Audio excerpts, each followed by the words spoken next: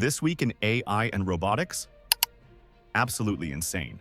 We're talking robots fixing cars mid-chaos, humanoids cooking with chopsticks, and Elon Musk planning a fleet of starships with AI on board, possibly landing on Mars before humans.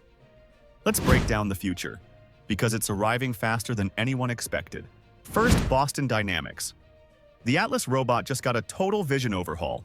Engineers mounted a high-precision perception system that's like giving the bot new eyes and a finely balanced inner ear. In 2D, it can identify everything around it: floors, tools, car parts. Then in 3D, it maps key points around shelves with insane accuracy, keeping track of everything, even if someone moves the shelf mid-task. In a test, someone kept nudging Atlas's workspace. No problem. The robot paused, recalibrated its own location, and got back to work. A metal part clanged to the ground. Atlas didn't just hear it, it found it and picked it up. Why all this precision? Because those car part slots? Only a 5-centimeter margin of error. If its wrist drifts just 1 centimeter, it jams. So the team added a thermal and impact calibration loop. Atlas adapts when the metal frame expands, contracts, or takes a hit. They're calling this the age of athletic intelligence, robots moving like they mean it. Now over to Hugging Face. They introduced 2 new bots, Hope Jr. and Raichi Mini. Hope Jr. is full-sized, eye level with an adult, and has 66 degrees of freedom, every joint motorized. It's expected to launch by December for around $3,000. That's mind-blowing when you consider Atlas runs in luxury SUV territory. Raichi Mini? It's compact, desk-ready, has a swiveling head, speakers, mic, and is perfect for testing LLMs in real-world conditions. Price tag? Around $250 to $300. To pull this off, Hugging Face absorbed Pollen Robotics, creators of the original Reiki. They've now merged that talent into their open-source platform, LiRobot, complete with open weights, open datasets, and new training data gathered from another robot named Yach. They even revamped their 3D printed robotic arm. Their message is clear: AI hardware should be as forkable as code on GitHub. Because if it's not, the future of robotics gets locked inside black box corporations. Meanwhile, in China, the robotics gold rush is on. At the recent Honor 400 phone event, CEO Li Jun casually dropped a bombshell: Honor's building humanoid robots. This aligns with Huawei's moves too. They've already co-developed the Kufu humanoid, and Harmony OS is actively controlling assembly line bots at NIO. And the local mood? Hyper-optimistic. At a recent robot half-marathon, Jensen Huang said humanoids could become a trillion-dollar industry in China, with thousands of startups racing for the prize. At the center of this wave, RobotEra's Star 1, the first humanoid to skillfully cook dumplings with chopsticks. And it's not just for show, it's steamed buns, poured wine, even toasted glasses.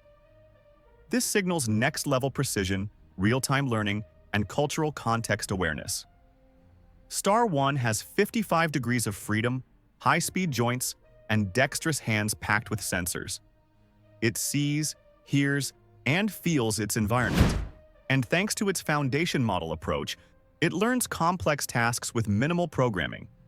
This isn't mimicry, this is robotic adaptation. Across the ocean, Apple's robotics lab is waking up.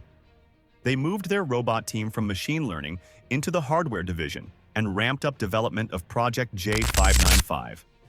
Imagine a display like an iPad with a robotic arm hidden in the base, capable of gestures, waves, maybe even expressions. Kevin Lynch is leading the effort, and the goal is to create an AI-driven assistant that feels alive.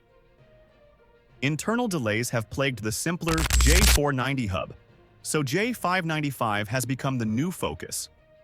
Insiders don't expect a reveal at this year's WWDC, and we may not see it until 2026.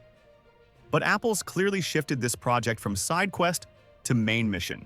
In Saudi Arabia, the Grand Mosque in Mecca just got a futuristic upgrade. Enter Manara 2, a tower-shaped robot gliding across marble floors, speaking 11 languages including Arabic, English, Urdu, and Malay. It delivers AI-guided religious rulings and connects to live scholars if needed.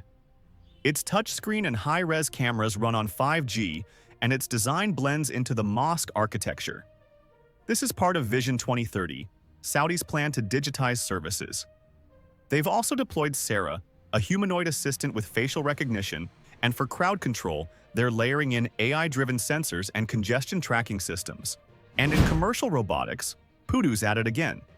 They launched the CC1 Pro, a floor-cleaning robot made for airports, malls, and hospitals. It can sweep, scrub, vacuum, mop, and inspect itself for brushwear. If it misses a spot, it goes back automatically. This thing maps 5,000 to 8,000 square meters per session, basically a soccer field. It adjusts its cleaning mode based on traffic, goes gentle in quiet zones, and manages battery power on the fly. It even skips ceiling markers thanks to real-time lidar and SLAM navigation. Plus, it's smart enough to inspect its own brushes and alert staff or clean itself if needed. It's certified under IEC safety standards, making it enterprise-ready. Elon Musk and Starship. At Boca Chica, Musk stood in front of a gleaming booster and laid out the future. SpaceX wants to build 1,000 Starships a year. Launch? Ride the super heavy booster. Land? Touchdown 6 minutes later.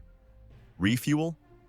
Hook up prop lines, stack a new ship, and launch again, possibly within 60 minutes. The next-gen boosters will be taller and vent cleaner during stage separation.